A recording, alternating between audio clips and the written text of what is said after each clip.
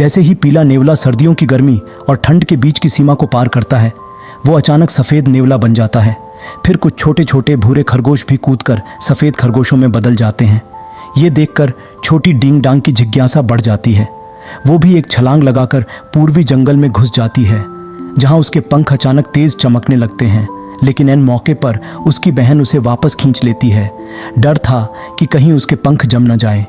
डिंग डांग अपनी बहन को बताती है कि जैसे ही वो पूर्वी जंगल में गई, उसके पंख चमकने लगे।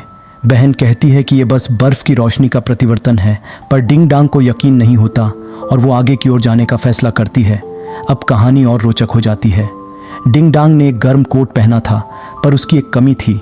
उसने उसके पंखों को जकड़ लिया था, जिससे वो उड़ नहीं सकती थी।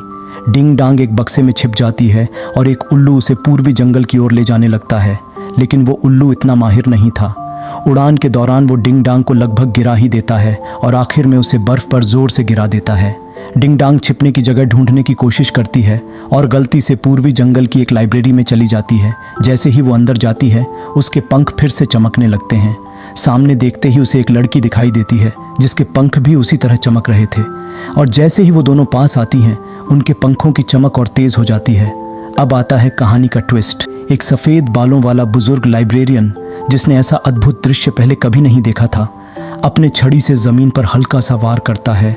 एक विशाल बर्फ़ का टुकड़ा उभर आता है और उन दोनों को उठा लेता है। जैसे ही उनके पंख आपस में मिलते हैं, एक जादुई दृश्य प्रकट होता है।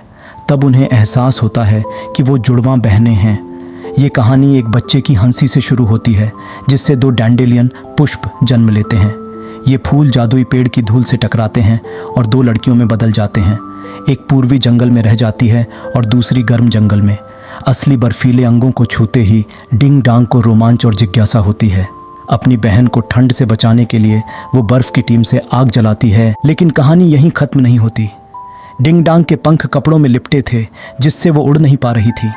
उसकी बहन उसे पकड़ लेती है, पर उसके पंख दोनों का भार सहन नहीं कर पा रहे थे। तभी ऐन वक्त पर एक बिल्ली आ जाती है और उन्हें बचा लेती है। तभी वो बूढ़ा लाइब्रेरियन फिर से आ जाता है और डिंग डांग को जल्द से जल्द वहाँ से निकलने के लिए कहता है, वरना उसके पंख ठंड से खराब हो जाएंगे। लाइब्रेरियन उसे पूर्वी और गर्म जंगल की सीमा तक छोड़ देता है। डिंग डांग और उसकी बहन एक दूसरे से गले मिलती है जाने से पहले, और फिर डिंग डांग और उसके साथी मिलकर बर्फ बनाने वाली मशीन तैयार करते हैं, ताकि उसकी बहन गर्म जंगल में आकर खेल सके।